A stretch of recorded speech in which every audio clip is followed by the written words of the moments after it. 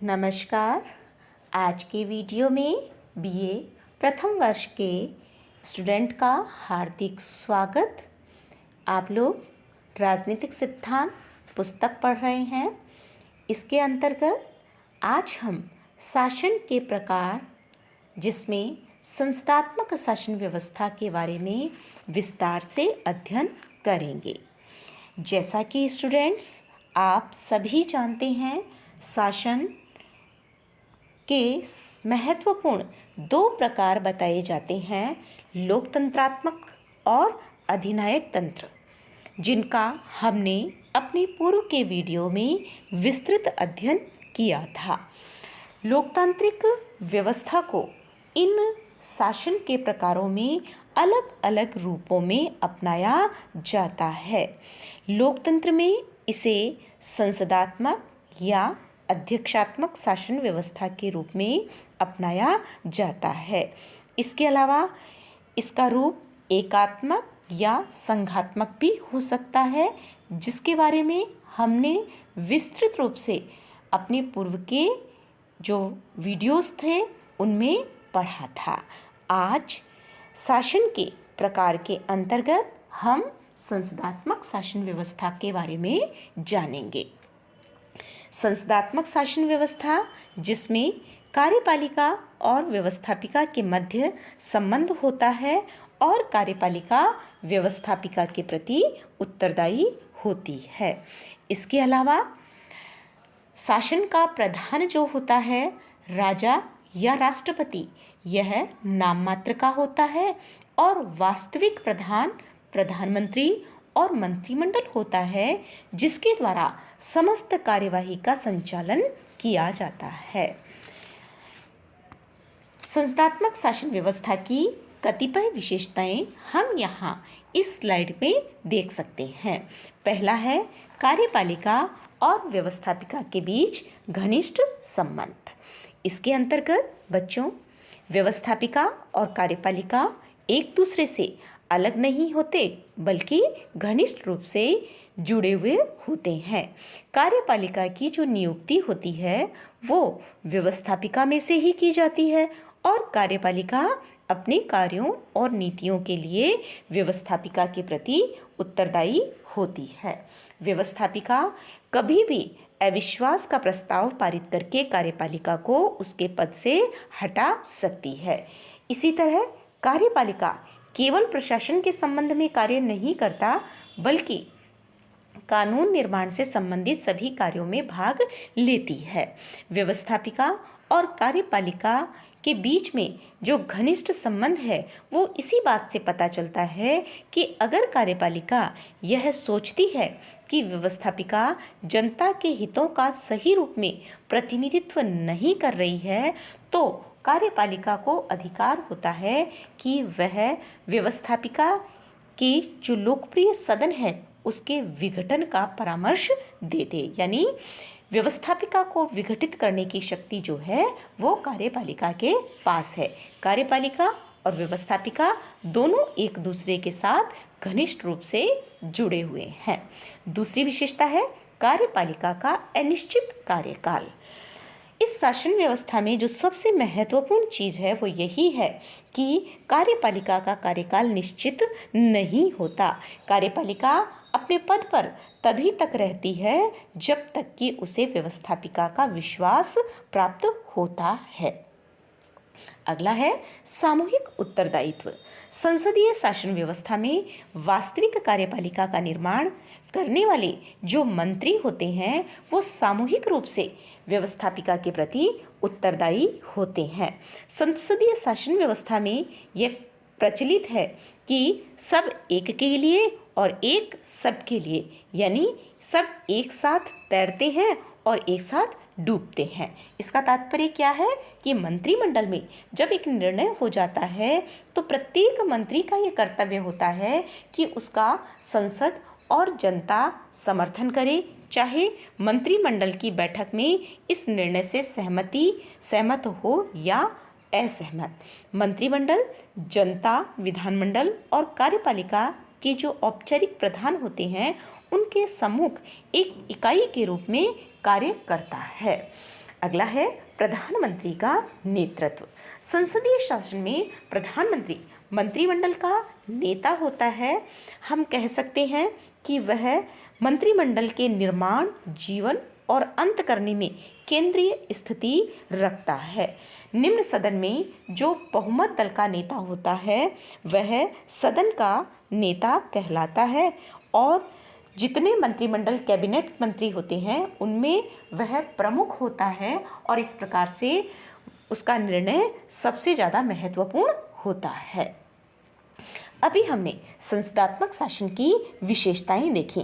इसी के आधार पर हम संसदात्मक शासन व्यवस्था के गुणों के बारे में पढ़ेंगे। इसमें पहला आता है कार्यपालिका और व्यवस्थापिका में सहयोग। जैसे मनुष्य शरीर में एकता होती है, उसी तरीके से शासन व्यवस्था में भी आंगिक एकता देखने को मिलती है, और अगर श्रेष्ठ प्रशासन करना है तो इस आंगिक एकता का होना आवश्यक है।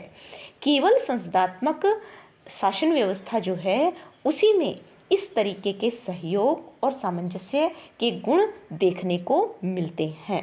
कानून निर्माण का कार्य जैसा कि वर्तमान समय में बहुत अधिक जटिल हो गया है, और व्यवस्थापिका इस जटिल कार्य को करने के लिए उसे कार्यपालिका के सदस्यों की सहायता की आवश्यकता होती है, तो व्यवस्थापिका अपने सहयोग के लिए कार्यपालिका को कतिपय कार्यों को सौंप देती है। जन कल्याण के जो भी कार्य होते हैं वो कार्यपालिका के सदस्यों के द्वारा अच्छी प्रकार से संपादित किए जाते हैं। तो जो भी कार्य होते हैं वो व्यवस्थापिका कार्यपालिका के साथ मिलकर सहयोगात्मक नीति के माध्यम से संपादित करती है।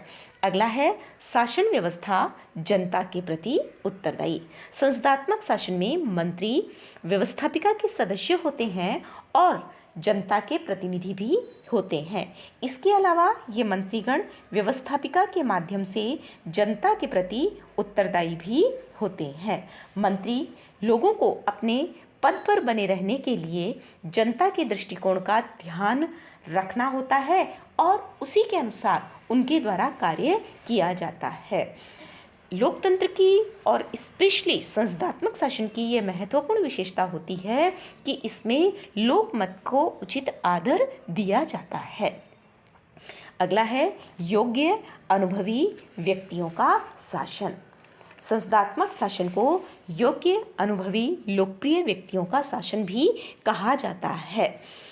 ये जो संसदात्मक शासन व्यवस्था में व्यक्ति आते हैं, मंत्रिपरिषद के सदस्य बनते हैं, ये लोग योग्य और अनुभवी होते हैं, अपने विषय के जानकार होते हैं, और लोकप्रिय होने के कारण जनता द्वारा इन्हें चुना जाता है। यही कारण है कि यह व्यवस्था अपने आप में महत्वपूर्ण व्यवस्था कही जा सकती है। अगला है निरंकुशता का अभाव। संसदात्मक शासन में किसी एक सरकार के किसी एक रूप के निरंकुश होने का खतरा नहीं रहता है, क्योंकि सरकार जो है व्यवस्थापिका के प्रति उत्तरदायी होती है, इसलिए वह कभी भी निरंकुश नहीं हो सकती। व्यवस्थापिका में जो विरोधी दल विद्यमान होता है वह सरकार के ऊपर नियंत्रण रखने का कार्य करता है। संसदीय शासन व्यवस्था में मंत्रिमंडल अपनी निर्धारित सीमाओं के अंदर ही कोई कार्य करता है। सीमा का उल्लंघन करने पर उसके विरुद्ध निंदा प्रस्ताव, कामरोको प्रस्ताव, कटौती प्रस्ताव अथवा अविश्वास का प्रस्ताव पारित किया जा सकता है। अंतिम है राजनीतिक शिक्षण। संसदात्मक शासन व्यवस्था में जनता को राजनीतिक शिक्षा प्राप्त होने का अच्छा मौका मिलता है। व्यवस्थापिका में अलग अलग विभागों में कार्यों की आलोचना होती है। मंत्रीगण भी पूर्ण योग्यता के साथ अपनी नीति और कार्यों के पक्ष का प्रतिपादन करते हैं। जनता व्यवस्थापिका के इस कार्य विवरण को रुचिपूर्वक पढ़ती है और सार्वजनिक समस्याओं के संबंध में ज्ञान भी अर्जित करती है। चूँकि जनता को राजनीतिक शिक्षण प्राप्त होता है, इसलिए लोकतंत्रात्मक शासन व्यवस्था में संसदात्मक शासन व्यवस्था को उपयुक्त व्यवस्था कहा जाता है। अभी हमने संस्थात्मक शासन व्यवस्था के गुणों का अवलोकन किया। इसी के साथ साथ संस्थात्मक शासन व्यवस्था में कतिपय दोष भी देखने को मिलते हैं। ये दोष कौन से हैं? उनमें पहला है निर्बल या दुर्बल शासन। संस्थात्मक शासन में चूंकि कोई एक ऐसा व्यक्ति नहीं होता जिसके हाथ में शासन की संपूर्ण शक्ति केंद्रित होती है और राज्य के प्रशासन के लिए पूर्ण रूप से उत्तरदायी हो। हालांकि प्रधानमंत्री मंत्रिपरिषद का नेता होता है, लेकिन वह जो भी कार्य करता है वो मंत्रिपरिषद की सलाह के आधार पर ही करता है। शासन की इस निर्बलता के कारण आवश्यक निर्णय करने में बहुत अधिक समय लग जाता है और निर्णय को गुप्त भी नहीं रखा जाता। जब संकटकालीन स्थिति आती है उस समय यह व्यवस्था और अधिक दुर्बल हो जाती है। अगला है अस्थिर कार्यपालिका।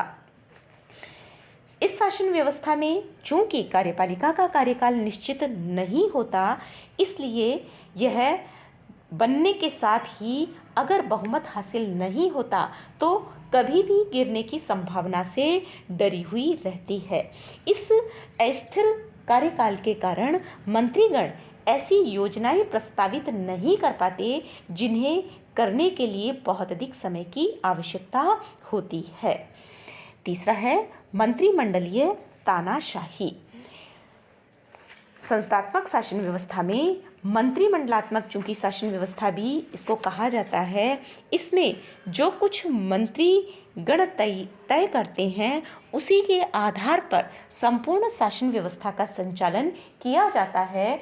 प्रधानमंत्री मंत्रिमंडल की सलाह से ही समस्त कार्य करता है, इसलिए मंत्रीगण मनमानी पूर्वक अपना कार्य करते हैं और एक दूसरे शब्दों में हम कहें तो मंत्रिमंडल की तानाशाही देखने को मिलती है।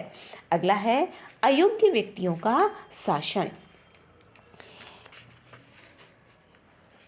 संस्थात्मक शासन को अयोग्य या अक्षम व्यक्तियों का शासन भी कहा जाता है, क्योंकि लोकप्रियता अर्जित किया हुआ व्यक्ति आवश्यक नहीं है कि उसे विशेष योग्यता प्राप्त हो, क्योंकि लोकप्रिय होना अलग बात होती है और योग्य होना बिल्कुल दूसरी बात होती है। अनेक बार मंत्री को अपने विभाग से संबंधित कोई ज्ञान नहीं होता और इस अज्ञानता के कारण संपूर्ण सरकारी तंत्र जो है वो गलत निर्णय लेने लगता है। नेक्स्ट है संकट काल में निर्बल। जैसा कि हमने पूर्व में भी पढ़ा, कार्यवाही में बहुत अधिक लंबा समय लगता है, इसलिए दीर्घकालीन योजनाएं बनाने में यह व्यवस्था सफल सिद्ध नहीं हो पाती। इसी तरह जब संकट काल आता है और उस समय त्वरित निर्णय की आवश्यकता होती है, वहाँ भी यह व्यवस्था थोड़ी सी शिथिल जान पड़ती है, क्योंकि कोई भी निर्णय जो है वो बिना मंत्रिमंडल के परामर्श के नहीं लिया जा सकता। इसलिए संकटकालीन स्थिति में संस्थात्मक शासन व्यवस्था दुर्बल प्रतीत होती है। अंतिम है दलीय तानाशाही। मंत्रिमंडलात्मक संस्थात्मक जो शासन व्यवस्था है उसमें संपूर्ण शासन जो है वो जनता के हाथ में नहीं रहकर एक दल विशेष के हाथ में आ जाता है। व्यवस्थापिका में लोकप्रिय सदन में जिस राजनीतिक दल को बहुमत मिलता है उसी के द्वारा कार्यपालिका का निर्माण किया जाता है।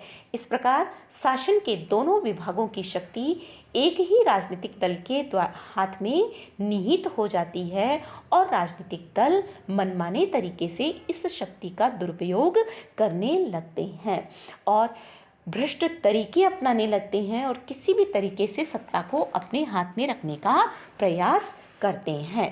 इस प्रकार संस्थात्मक शासन व्यवस्था में कतिपय दोष जो हैं वो हम देखते हैं, लेकिन यह भी तथ्य है कि भले ही संस्थात्मक शासन व्यवस्था में कुछ दोषों का वर्णन किया गया है, लेकिन संस्थात्मक शासन व्यवस्था अधिक प्रजातांत्रिक प्रतीत होती है। इसमें जो सरकार बनती है वह जनता के प्रतिनिधियों और अंतिम रूप से अगर हम कहें तो जनता के प्रति उत्तरदायी रहती है। व्यवस्थापिका एवं कार्यपालिका सहयोग से कार्य करते हैं और एक देश में अगर स्वस्थ और सुदृढ़ दलीय पद्धति होती है तो फिर संस्थात्मक शासन व्यवस्था की सफलता बहुत अधिक बढ़ जाती है।